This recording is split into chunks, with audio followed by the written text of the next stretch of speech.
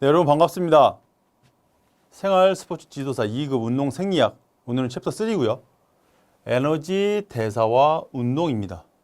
시험 문제도 많이 나오는 챕터이기도 하고요. 운동 생리학을 공부하는 데 있어서 정말 기본이 되는 그런 챕터입니다. 어려운 것보다는 좀 더 쉬운, 시험에 많이 나올 것 같은 이러한 주제로 설명을 드리도록 하겠습니다.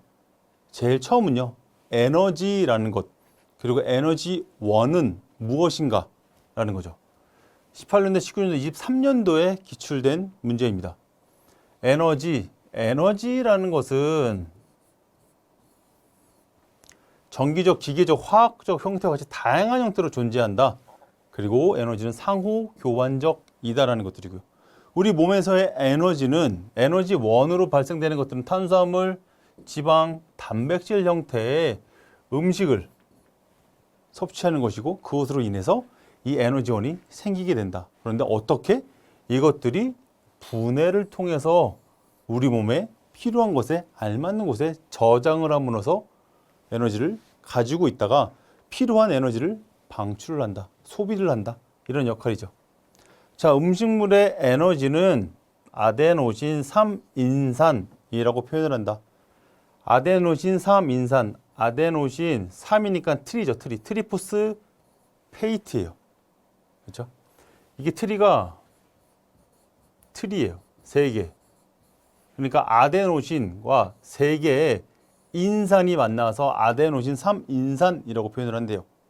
그렇다면 이게 아데노신 그리고 포스페이트가 2개면 A 아데노신 디스포스페이트 ADP가 된다.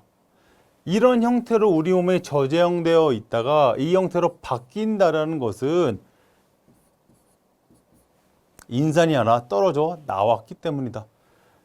이 2개가 다시 합쳐지면 ATP가 된다. 그렇죠. 체내 에너지는 아데노신 3인산, 아데노신 트리포스페이트의 형태에서 즉시 이용이 된다. 이용이 되면 이 3개의 아데노신 트리포스페이트가 디스포스페이트, 즉 2개로 분해가 돼요. 2개와 1개로 분해가 되면서 에너지원을 쓰게 된다. 그리고 다시 이 2개는 하나가 붙음으로 인해서 3개를 아데노신 트리포스페이트, 즉 ATP를 유지하게 된다요. 이 ATP는 쉽게 설명을 하면 우리 몸의 화폐의 개념이에요.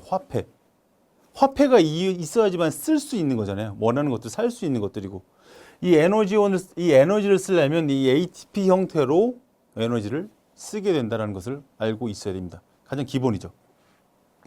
체내 잠재적 에너지에는 ATP와 PC, 혈청의 글루코스, 간 및 근육의 글리코겐, 혈청의 유리지방산, 근육 및 지방 조직의 중성지질, 근육의 단백질 등이 포함된다.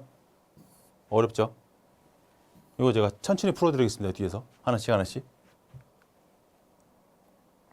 자, 에너지원 23년도의 기출문제입니다.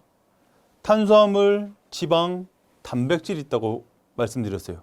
근데 이 운동 시에는 탄수화물, 단백질, 지방의 에너지원을 다 쓰이지는 않습니다. 다시 말해서 단백질은 운동 시에 잘 쓰이지 않습니다. 일반적으로 탄수화물과 지방이 운동을 할 때 주요 에너지원으로 쓰이고 있다라고 표현할 수 있다는 거죠. 그렇다면 그 탄수화물이 무엇인가? 라는 것부터 알 수 있어야 되겠죠. 카보하이드레이트이라고 표현을 하죠. 탄소, 수소, 산소로 이루어져 있습니다. 신체에서 가장 빠르게 에너지를 제공한다. 누가? 탄수화물이. 탄수화물 1g당 4kcal의 에너지를 생산한대요. 3가지 형태가 있어요. 탄수화물이. 첫 번째는 단당류예요. 글루코스가 하나가 있는 게 단당류라고 표현하겠죠. 즉 포도당, 혈당이라고 표현을 해요. 이당류는 단당류가 2개가 붙으면 이당류겠죠. 2개의 단당류가 결합이 된 자당이나 메가당 형태이다.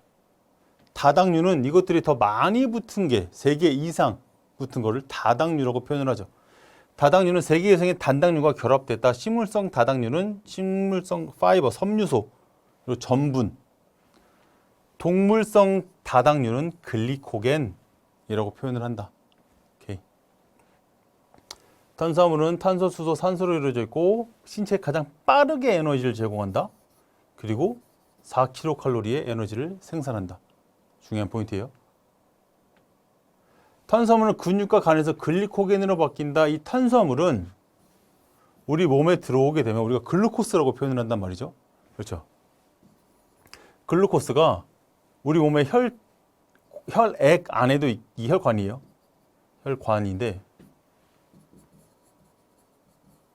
즉 혈액 안에도 포함되어 있지만 저장되려면 근육이나 간으로 저장을 하게 되는데 이게 저장을 할 때는 근육과 간에서는 글루코스를 저장할 수 없는 형태를 가지고 있기 때문에 글리코겐으로 형태를 바꿔서 저장을 시켜요.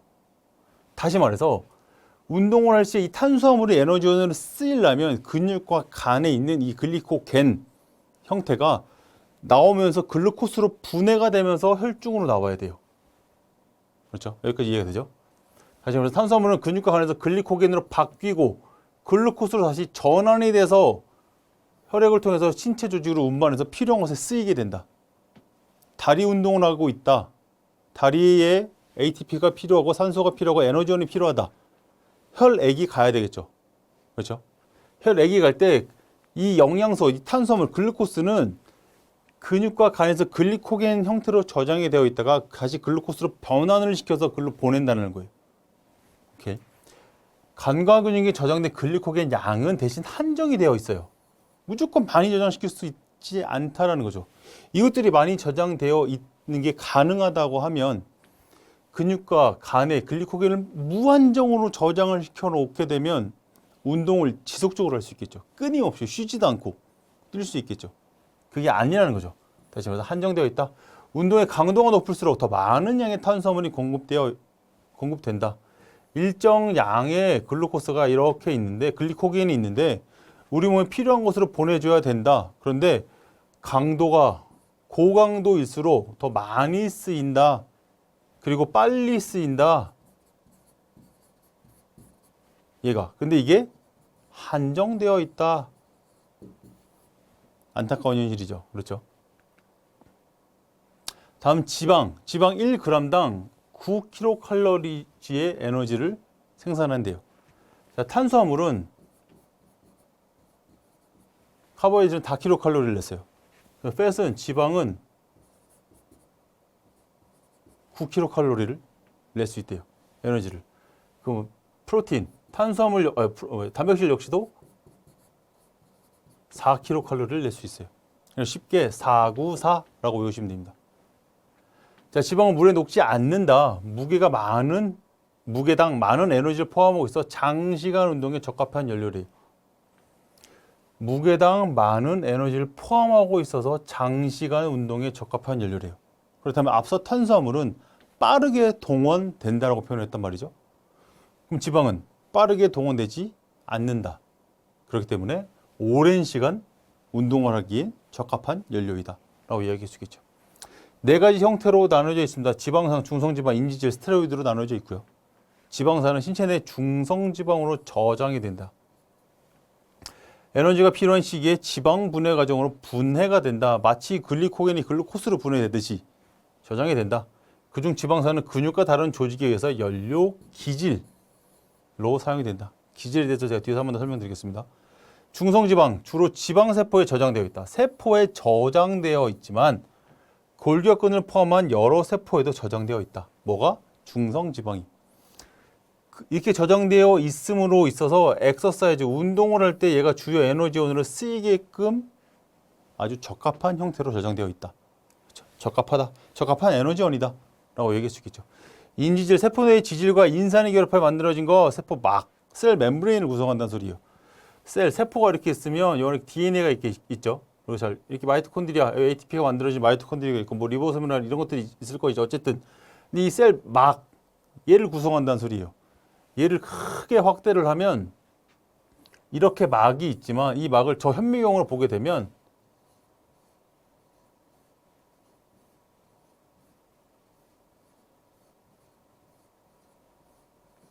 이렇게 이루어져 있다. 셀 멤브레인이. 이 막을 구성한다라는 거죠. 인지질이. 세포 내 지질과 인산이 결합돼 만들어진 거 세포 막 구조를 형성한다. 신경세포 주위에 절연체 역할을 한다. 그렇죠? 신경계에서 한 번 더 이건 설명드릴게요. 절연체 역할이 무엇인지, 인지질이. 스테로이드, 가장 일반적인 스테로이드는 콜레스테롤. 콜레스테롤은 모든 세포의 막을 구성한다. 세포막을 골격을 이룬다. 세포막의 골격을 이룬다. 그렇죠? 이게 뭐 에스트로겐이나 프로게스테론, 뭐 테스토스테론을 합성시키기도 한다. 스테로이드가. 간과 근육에 저장된 탄수화물은 2000kcal 이하. 근데 지방의 저장량은 7만 칼로리를 초과해요. 우리 몸에 많이 저장되어 있다라는 거죠. 운동 강도에 따라서 탄수화물을 쓰이냐, 지방이 쓰이냐, 단백질이 쓰이냐가 달라지게 된단 말이죠.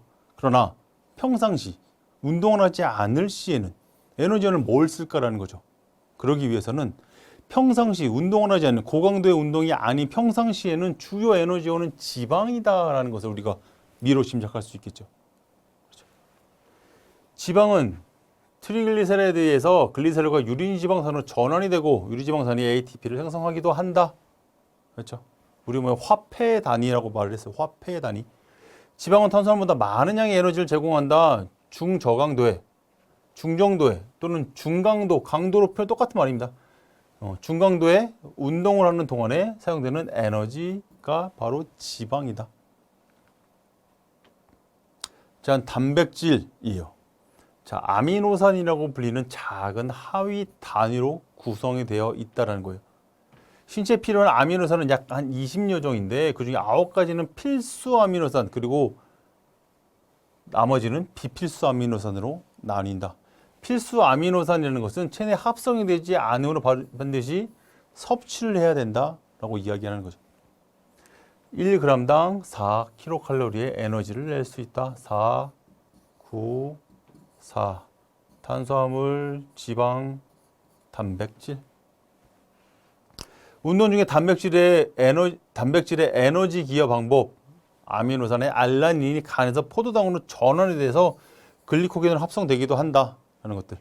아이소류신, 알라닌, 류신, 발린 등 아미노산들이 근육세포 내 생체에 생산하는데 대사의 매개물질로 전환이 되고 에너지원으로 사용되기도 한다. 단백질은 운동 중에 에너지원으로 사용이 제한되어 있다. 잘 쓰이지 않는다. 그렇죠? 아예 제로, 아예 안 쓰인다가 아니고 잘 쓰이지 않는다. 아주 고강도의 운동을 할 때만 단백질이 에너지원으로 쓰이는데 일반인 수준에서는 단백질이 에너지원으로 쓰일 정도의 고강도 운동을 수행하지 못한다 라고 정도로 알고 계셔도 됩니다. 탄수화물과 지방이 주요 에너지원으로 사용된다. 단백질은 약 1, 2% 정도만 에너지원으로 사용된다. 그것도 아주 고강도 장시간 운동 시에. 단백질과 탄수화물, 지방이 이렇게 분해가 돼서 에너지원으로 쓰인다라는 것들을 이야기하고 있어요. 단백질은 아미노산으로 분해가 되고요. 탄수화물은 포도당으로, 지방은 지방산으로 분해가 되고요. 이런 것들이 다 이 아세틸코어에서 만나서 크렙 사이클과 전자 전달계를 통해서 ATP를 생성을 하게 된다입니다. 탄수화물, 지방, 단백질로부터 ATP를 생성하는 아주 단순하게 만든 모식도예요. 자, 물질의 대사작용이에요. 15, 16년도 기출 문제고요. 대사작용, 메타볼리즘이라고 표현을 해요. 우리 몸에서 일어나는 모든 화학 반응이에요. 그렇죠? 동화작용과 이화작용 두 개 크게 나뉩니다. 동화작용은 말 그대로 합성이에요. 아나볼릭. 이화작용은 분해하는 과정이에요. 합성과 분해가 이루어진다는 것들. 이것들이 계속적으로 이루어져야지만 우리 몸이 돌아간다. 표현할 수 있습니다. 그래서 합성과 분해가 지속적으로 우리 몸에서 이루어지고 있다. 그 작용을 동화작용과 이화작용, 아나볼릭과 카타볼릭이라고 표현을 한다. 자, 앞서 말씀드린 것 같이 이 에너지의 대사는 운동을 할 시에 국한돼서 말을 할 겁니다. 운동 생리학이기 때문에요. 운동을 할 때 이 에너지원을 쓰이기 위해서 뭐가 필요하다? 화폐의 개념이 필요한데 이 화폐의 개념이 바로 이 아데노신 트리포스페이트, 아데노신 3인산이다. 아데노신 3인산. 근수축을 위한 고에너지 인산염, 얘가 얘예요. ATP. ATP의 세 가지 아데닌과 리보스가 만나서 아데노신이 되고요. 그리고 세 개의 인산 트리포스페이트. 인산이 포스페이트예요. 포스페이트 세 개. 오탑니다. TRI. 인산. 그래서 ATP는 이런 ADP아제에 의해서 분해가 되는데 이 분해가 되면 ADP와 PI로 분해가 되고 이름으로 인해서 에너지가 방출된다. 그렇죠? 따라오셔야 됩니다. 여기서 놓치면 안 돼요. 자, ATP의 생성 체계예요. 15, 16 쭉쭉쭉쭉 계속적으로 나온 기출 문제예요. 그만큼 굉장히 중요하고 기본이고 기초라는 소리죠. 생체 에너지 역학 ATP 저장에는 한계가 있다라는 것들이에요.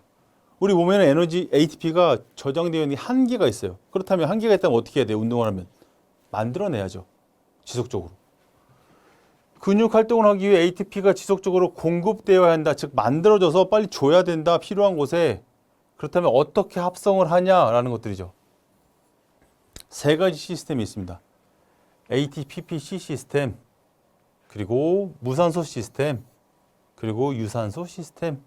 크게 ATP가 합성되는 경로는 다음과 같습니다. 쉽게 설명하면 운동 상황이에요. 운동, 고강도 운동 상황이란 말이에요. 이때 ATP가 먼저 신속하게 필요한 곳에 갖다 줘야 되기 때문에 제일 먼저 동원되는 에너지 시스템이 이 ATPPC 시스템이에요. 다시 말해서 산소가 없어도 ATP를 제공할 수 있는 시스템이라는 거죠. 그럼 얘는 운동을 하게 되면 ATP 시스템이 이렇게 나와요. 그런데 우리 몸의 ATP는 한정되어 있다고 표현을 했단 말이죠, 제가. 그렇다면 빠르게 동원되지만 대신 빠르게 감소해요. 한정되어 있으니까, 다 썼으니까. 그러면 누군가가 시스템이 또 워킹을 해서 일을 해서 ATP를 생성을 해줘야 되잖아요. 그게 바로 두 번째 무산소 시스템이에요. 포도당이나 해당 적용에 의한 포도당이나 글리코겐 분해로서 ATP를 생성한다. ATP가 무산소 시스템이 이렇게 나와요. 두 번째. 그런데 시간이 계속적으로 고강도인데 장시간으로 갔어요. 이 역시도 고갈이 된단 말이죠. 왜냐하면 무산소 시스템, 산소가 없기 때문에 뭐가 생겨요? 우리 몸에? 젖산이 생긴다. 운동을 하게 되면. 젖산은 피로 물질이다. 피로가 물질이 쌓이게 된다. 이 젖산 시스템. 젖산이 어떠한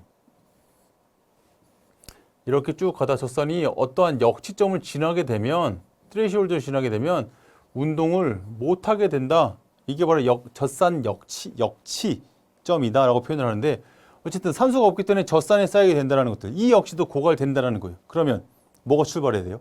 산소가 있는 유산소 시스템. 산소를 이용한 산화적 작용에서 ATP를 생성하고 산화적 인산화, 즉 유산소 시스템이 나와야 된다. 이렇게 나옵니다. 그래서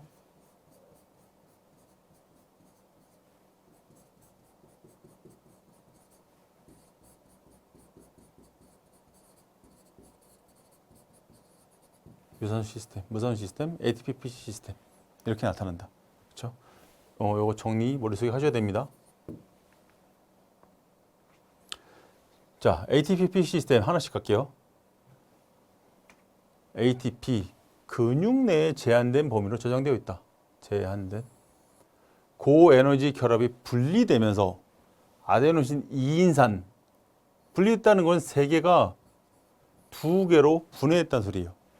그래서 2인산 플러스 인산 그렇죠? 그럼으로 인해서 에너지가 방출이 된다. 에너지가 생성이 된다. 한 가지 효소에 의해서 ATP를 생성함으로 인해서 빠른 동작에 필요한 에너지를 빠르게 생산하고 동원된다. 어떨 때? 5초 이내에 고강도 운동을 시작할 때. 단거리 100m 달리기를 뛸 때. 고강도의 운동이기 때문에 ATP 시스템이 먼저 동원돼서 ATP를 준다. 휴식 시간에 이 PC를 보충할 수 있으며 이때 ATP가 다시 필요하게 된다. 50m 달리기, 높이뛰기, 역도 그리고 PC 플러스 ADP는 크레아틴 카이네즈에 의해서 다시 ATP 플러스 C가 된다라는 것들. 중요한 점, 이 ATP 시스템의 중요한 점과 제한 점 이 두 개를 확실히 알고 지나가야 됩니다. 수초, 짧은 시간에 이루어지는 순발력 운동에서 강력하고 힘찬 운동을 가능케 하는 에너지 동원 체계이다. 제한점은 양이 제한되어 있다. 다음엔 무산소성 해당 작용, 그리고 다른 말로 젖산 시스템이라고도 표현을 합니다. 자, 근육의 글리코겐은 산소 이용 없이 분해될 수 있다. 이 과정을 무산소성 해당 과정이라고 표현을 한다라는 것들. ATP는 신속하게 합성되지만 젖산, 락테이트라는 부산물이 생성하게 된다는 거죠. 운동을 하게 되면 젖산이 쌓이게 된다는 거죠, 몸에. 이 젖산은 근육에서 피로의 주요 원인을 작용을 해서 근육이 더 이상 수축될 수 없게끔 만든다. 이 피로물질들이 어느 시점 이상으로 쌓이게 된다면. 젖산 에너지 시스템은 1분에서 3분 동안이래요. 앞에서는 수초 이내에. 그리고 그것들이 지나면 1분 정도가 지나면 무산소 시스템, 젖산 시스템이 가동이 된다. 중요한 점, ATP 시스템과 마찬가지로 에너지를 신속하게 공급을 할 수 있다. 그러나 제한점은 젖산이 축적해서 피로를 유발한다. 따라서 비효율적이다.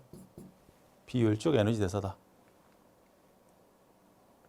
다음에 유산소성 과정, 유산소성 시스템, 유산소 시스템 같은 말입니다. 이렇게 하기도 합니다. 자, ATP 유산소성 생산은 마이토콘드리아, 미토콘드리아 안에서 만들어지면, 미토콘드리아가 어디 있었어요? 아까 그림에서? 세포, 셀 멤브레인이 이렇게 생겼다고 했어요. 이렇게.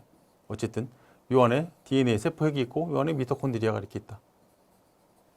그렇죠? 여기서 만들어진대요. ATP가. ATP 유산소 생산은 마이토콘드리아, 미토콘드리아 안에서 만들어지며 크랩 사이클과 전자전자기를 통해서 상호 협력하여 이루어진다라는 것들이죠. 아까 표에서 단백질, 탄수화물, 지방이 어쨌든 아세틸 코아로 가게 되고 이게 전자전자기와 크랩 사이클을 통해서 ATP를 만들어낸다 라고 얘기했단 말이죠. 이걸 얘기하고 있어요. 이런 과정 속에서 산소는 전자에 의해 최종 수용체다. 많은 양의 ATP가 생성이 된다. 유산소 시스템은 4분에서 5분 이상 긴 운동에 지속되는 지구성 종목에서 필요하다. 유산소성 과정으로 ATP가 생성되는 과정을 산화적 인산화라고 한다. 굉장히 중요해요. 중요한 점은 산소가 충분하게 있어 젖산이 축적되지 않는다. 다시 말해서 이 산소를 이용해서 젖산을 제거할 수 있다는 소리예요. 그리고 효율적이다. 그리고 제한점은 아까 이 표 기억나시죠? 가장 늦게 동원된다. 제한점. 유산소 시스템에 동원되기까지 시간적 여유가 있어야 된다. 유산소 최대 능력에 한계가 있다. 오케이. 자, 그럼 크랩 사이클과 전자 전달기예요. 이 미토콘드리아 안에서 크랩 사이클과 전자 전달기를 통해서 ATP를 생성한다고 표현을 했단 말이죠.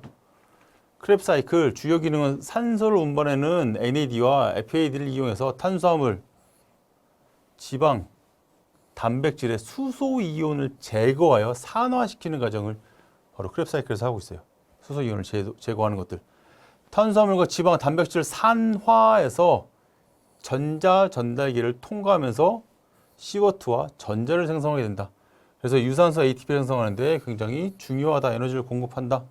그 다음에 ETC라고 표현을 하고 전자 전달계라고도 이야기를 한다.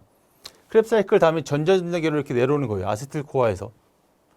유산소성 ATP를 생산을 산화적 인산화라고 앞서서 설명드렸단 말이죠. 라고 하는데 이는 미토콘드리아에서 일어나는데 이런 과정에 중요한 역할을 하는 경로가 바로 이 전자 전달계이다. 전자 전달계는 ATP와 물을 생산하며 물은 전자를 수용하는 산소에 의해 형성이 된다. 그러므로 인간이 호흡하는 산소는 유산소성 대사작용의 마지막 단계인 전자들을 수용하는 역할이다. 어쨌든 이것들의 최종 산물은 물과 이산화탄소라고 이야기하고 있습니다. 쉽게 설명해서. 그렇다면 이 세 가지들이 어떻게 서로 상호작용을 해서 에너지를 쓸 수 있게끔 만드느냐라는 이 상관관계예요. 탄수화물, 단백질, 지방 대소 간의 상관관계. 지방은 지방산과 글리세롤 두 개로 분해가 되고요. 지방산은 아세틸 코아이로 형성하기 위해서 베타산화 베타 옥시데이션의 반응을 거쳐서 크레브 사이클로 들어가게 되는 글리세롤은 간에서 해당 종류의 중간 물질로 전환될 수 있지만 인간의 골격근은 그렇지가 않아요. 그렇기 때문에 글리세롤은 운동 중에 연료로 사용되지 않는다라는 것들. 단백질은 운동 중에 사용되는 총 연료 중 2에서 15% 미만 이런 거지만 15%도 안 가요. 뭐 2에서 뭐 한 5% 정도만 생각하셔도 충분할 것 같습니다. 미만으로 주요 에너지원으로 간주하지 않는다. 그러나 어떠한 단백질은 아미노산을 분해시켜 포도당 또는 피루비트로 전환이 되고 어떠한 아미노산은 아세틸코아이로 또 다른 아미노산은 크레브 사이클의 중간 물질로 전환되기도 한다. 그러나 주요 에너지원으로는 쓰이지 않는다. 유산소성 시스템은 크레브 사이클 스랩 회로의 유산소성 과정에 의해서 많은 양의 ATP를 생성한다. 하는 것들. 말이 좀 어렵긴 한데 찬찬히 읽어보시길 바라요. 그리고 앞서 제가 모시도 크게 그려놓은 것들을 잘 생각해 보시면 또 그렇게 크게 어렵지도 않습니다. 이런 것들이에요. 방금 말한 것들. 간이나 근육에서 글리코겐 형태로 저장이 된단 말이죠. 이것들이 다시 포도당으로 분해가 돼요. 중성지방은 글리세롤하고 지방산으로 나뉜다고 되어 있어요. 그렇죠? 단백질은 아미노산으로 분해가 되고요. 이런 것들이 쭉 피루베이트를 거쳐서 아세틸코아로 되고 피루베이트에서 H기가 없으면 이게 바로 락테이트 젖산으로 가게 되는 거예요. 어쨌든 이것들이 이제 이렇게 아세틸코아로 가고 크레브 사이클과 전자연동을 거쳐서 뭘 한다? ATP를 형성한다. 그렇죠? 이렇게 정리를 꼭 해놓으셔야 되고요. 2023년도의 기출 문제에 유산소성 ATP를 계산하는 계산식이 나왔어요. 포도당과 글리코겐의 유산소성 분해 결과 생기는 전체적인 ATP를 생산을 계산할 수 있다. 어디서 ATP가 몇 개씩 나오냐라는 것들이죠. 포도당 한 개의 몰의 유산소성 대사작용은 32개 ATP를 생산한다. 글리코겐은 33개 ATP를 생성한다. 자, 이 과정에서 문제가 나온 거예요. 어쨌든 ATP는 32개 ATP를 만들어낸다라는 것들인데 이 해당 작용에서 ATP 2개, 7개, 피루베트에서 아세틸코아로 가는 것에 대해서 12개, 크레브 사이클에서 이렇게 그래서 해서 32개 이렇게 나타난다. 어쨌든 정답은 어쨌든 32개의 ATP를 생산을 한다라는 것들 포도당 한 몰에서 이렇게만 알고 계셔도 충분합니다. 좀 어려울 수 있고 생소할 수 있습니다. 그러나 잘 생각해 보면 그렇게 어렵지도 않은 순서대로 잘 풀이를 해 나가고 정리를 해 나간다면 충분히 이해할 수 있는 거고요. 이 ATP에 대해서 이해를 해야 되지만 이 ATP를 형성하는 에너지 시스템에 대해서 이해를 해야 되지만 해야 그 뒷정도 지속적으로 넘어갈 수가 있어요. 여기서 막혔다면 이 장부터 먼저 해결해 나가시려고 노력을 한번 해보시기 바라겠습니다. 수고 많으셨습니다.